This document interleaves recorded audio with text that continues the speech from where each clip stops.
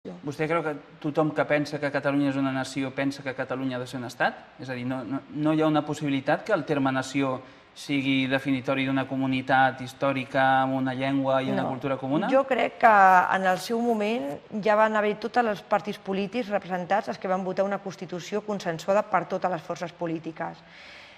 Llavors, és aquesta Constitució la que s'ha d'aplicar i aquesta Constitució no marca que Catalunya sigui una nació. Estem en un estat d'autonomies, això sí, però no és una nació. Per tant, si el que es vol és canviar la Constitució, solament falta dir-ho. Però és que aquí la gent la vol canviar per darrere i no dir-ho directament. No enganyem a la ciutadania. Parlem clar. Parlem que el que volem és una renovació, una reforma de la Constitució i ja està. I llavors, vull dir, parlem d'aquest tema, negociem aquest tema i es veurà el que surt. Però no enganyem a la ciutadania com s'està intentant enganyar amb aquest tema. L'altre dia escrivia en un article el senyor Artur Mas que la sentència ha vingut a donar al PP la raó en algunes coses, que la ciutadania li treu la raó cada 4 anys a les urnes. Coses com el model educatiu o el bilingüisme. Però és que, a veure, és que el senyor Artur Mas està fent pura campanya electoralista i no s'està preocupant per la ciutadania, perquè si no, no diria el que està dient. El Partit Popular no és guanyador, no ens sentim guanyadors, ni tampoc considerem que ells siguin perdedors. Vull dir que aquí no guanya ni perd ningú. Aquí qui té que guanyar és la ciutadania, com he dit abans, no els partits polítics. El Partit Popular, el del bilingüisme, ho ha dit abans i després de l'Estatut, i ho seguirem dient, perquè no es poden anar amb sancions com s'estan aplicant ara perquè la gent rotuli en castellà, perquè estem parlant d'un castellà que és una llengua oficial de tota Espanya i de tot el territori català. I el Partit Popular ho dirà sempre. Si això no li agrada, és problema d'aquest senyor. I estan en contra d'una discriminació positiva del català com a llengua minoritària? No estem. És que nosaltres no discriminem el català. L'únic que volem és que tampoc es discrimini el castellà, que la gent pugui optar entre el català i el castellà per aquella llengua que més s'apropi per ells mateixos. Estem apostant sempre per la immigració. I a Catalunya hi ha moltíssima immigració de dintre d'Espanya. Gent que per motius laborals ha tingut que buscar la seva vida a Catalunya. I hi ha molta gent d'aquesta gent que ha immigrat del reste d'Espanya que pot entendre el català però no el sap parlar. I què hem de fer? Sancionar també amb aquesta gent? Home, hem de ser una mica conseqüents amb el que s'està dient i jo crec que el que s'està dient és que venen unes eleccions autonòmiques i que la gent vol aprofitar aquesta sentència per fer la seva campanya i així no anem bé ni per nosaltres ni per tota la resta de ciutadania. Abans d'entrar en la principal preocupació dels ciutadans, que és la crisi econòmica, i ara que estem parlant de la manifestació de dissabte, que és un tema identitari, també diumenge es va viure una altra onada identitària amb el triomf de la selecció espanyola. Aquí a la nostra comarca, tal com diuen alguns mitjans de comunicació i tal com ha transcendit, hi ha hagut alguns incidents a Mollet, va haver una agressió a un càmera de televisió, es va trencar una marquesina a l'Avinguda Burgos, a Granollers es van trencar 3 contenidors i aquí a Caldes de Montbui, en el municipi on tenim les nostres instal·lacions, es va cremar la senyera catalana de l'Ajuntament i la seu d'Esquerra Republicana va tenir un atac. Què n'ha de dir davant d'aquestes agressions o d'aquests problemes causats? Doncs la veritat és que em va sorprendre una mica, perquè jo sempre he pensat que, i està més clar que l'aigua, que el deport sempre uneix a les persones. I ho vam veure el diumenge quan milers i milers de persones van sortir al carrer a celebrar la victòria de la selecció espanyola amb el Mundial de Sud-àfrica. Jo crec que és una feta que, més que portar problemes, tindria que portar alegries, perquè mai ho havíem viscut i jo crec que vam veure la unió de tothom per apostar perquè la nostra selecció espanyola arribi a aquest bon port que va arribar. Lamentablement, el Partit Popular en cap moment estarà a favor de qualsevol tipus que hi hagi discrepància o, sobretot, qualsevol enfrontament d'aquest tipus com hi ha hagut, que es cremi una senyera o que hi hagi, hem sentit fins en moments en què s'han arribat a les mans. Això no és deport, això no és companyerisme i això no porta a que a Espanya es mereixi o no es mereixi el que està passant. El que sí que tinc que dir és que tindrien que prendre una mica de consciència i vam veure que tota aquesta gent que va sortir al carrer a celebrar el triomf de la selecció espanyola, doncs el que va provocar va ser unió. I això no és amb els records que ens tenim que quedar i sobretot condemnar qualsevol atemptat que hi hagi a qualsevol municipi com a qualsevol lloc.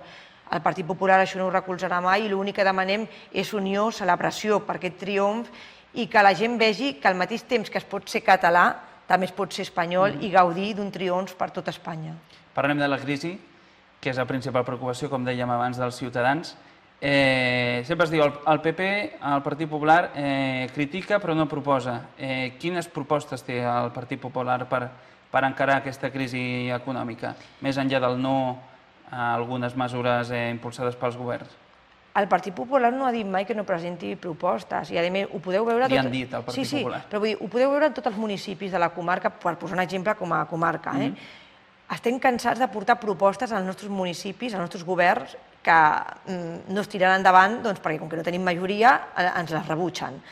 A nivell del Parlament s'han posat moltíssimes propostes que també ens l'han rebutjades perquè solament que siguin del Partit Popular no s'aproven. I després, posteriorment, són ells mateixos qui les apliquen. I a nivell estatal, el nostre president, Mariano Rajoy, ha presentat moltes propostes, com ha passat ara amb la reforma laboral, que també s'han sabatat. Per tant, no es digui que el Partit Popular no ha presentat propostes, el que passa és que no surten a la llum i les que surten se les fan seves, com passa a tots i cada un dels municipis. Nosaltres vam dir que per sortir d'aquesta crisi el que no podem fer el que està fent el govern. Hem de començar per una reforma laboral consensuada, que no és la que s'ha aprovat ara mateix. I sobretot per el que estem apostant a tots els municipis. Més treball per la gent i menys pressió fiscal. Em vull dir menys preus, menys impostos. I això, per el que jo veig com a presidenta, a cap municipi on estan governant els socialistes ho hem pogut aconseguir. Jo crec que aquesta crisi econòmica no passarà fins que nosaltres mateixos, els partits polítics, sapiguem prestar una mica d'atenció a la nostra ciutadania i veure el que convé i el que no convé. I tot comença per més ocupació i menys impostos. Si baixem impostos, baixen ingressos, s'han de controlar l'equilibri pressupostari perquè ho marca la llei i no poden haver més despeses que no ingressos. Sí, però no ens equivoquem. Llavors, si hi ha d'haver menys despesa, també hi ha d'haver menys despesa social. Això és un pes que es mossega la cua, no? No, no ens equivoquem, perquè més despesa social tindria que haver-hi. El que no poden haver-hi són els sous que hi ha. Ni els càrrecs de confiança ni el personal a càrrec de l'Ajuntament. Perquè, lamentablement, quan veus que un govern té una borrada de personals de confiança, que és personals, que són assessors i tot el que comporta els assessors, doncs tenen uns sous que no els té qualsevol persona que treballa 8 hores darrere una màquina. Si comencem a retallar els càrrecs de confiança i els polítics ens comencem a baixar una miqueta el sou, potser ens donem compte que no fa falta pujar tant els impostos, perquè qui ho acaba pagant és la ciutadania, que avui en dia la meitat de la ciutadania o té algun membre a l'atur o les dues persones que formen la unitat familiar estan a l'atur. Llavors explicaríem a aquestes persones que a sobre que no cobren perquè ja no tenen cap tipus de subsidi perquè se'ls ha acabat, tenen la seva factura fiscal més elevada i a sobre els polítics no es poden baixar els sous. Per tant, jo crec que hem de ser conscients una miqueta, no solament quan es parla de baixada d'impostos, que es retalli la despesa social. Es poden retallar moltes despeses més que comporta no solament l'Ajuntament, sinó el Parlament i el Congrés. L'administració està massa inflada? Sense malinterpretar-ho, sí. A veure, jo sempre he sigut partidària que quan comenci una legislatura, un equip, un govern, es té que posar uns sous i té que posar unes despeses. I mai hem entrat en discutir un sou d'un polític, perquè té unes responsabilitats que una altra persona no les té. El que sí que hem discutit, que al dia d'avui, quan hi ha aquesta crisi econòmica, aquests polítics que tenen aquests sous no se'ls intentin rebaixar. Perquè s'ha parlat d'una rebaixa d'un 5% amb els funcionaris, però hem de ser conscients que els funcionaris hi ha dels que cobren molt i dels que cobren molt poc. I, en canvi, les retallades dels sous dels polítics sí que han arribat un 5%. No han arribat a més. Depèn del municipi, entre un 5 i un 8, no? Bueno, però un 8 d'un sou d'un polític no és un 8 d'un sou d'un funcionari que cobra millor 3 vegades menys que un polític. No vol dir que el sou del polític estigui incrementat, ojo. Jo sempre he apostat, i ho puc dir a nivell de Mollet, per exemple, que nosaltres vam donar el consens amb els sous del govern en el seu moment.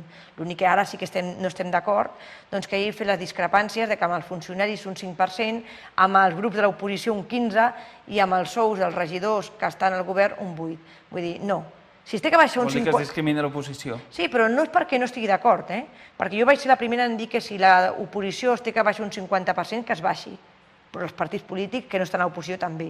I així, a millor, no anirem tan ofegats i no tindrem que apujar els impostos als nostres ciutadans.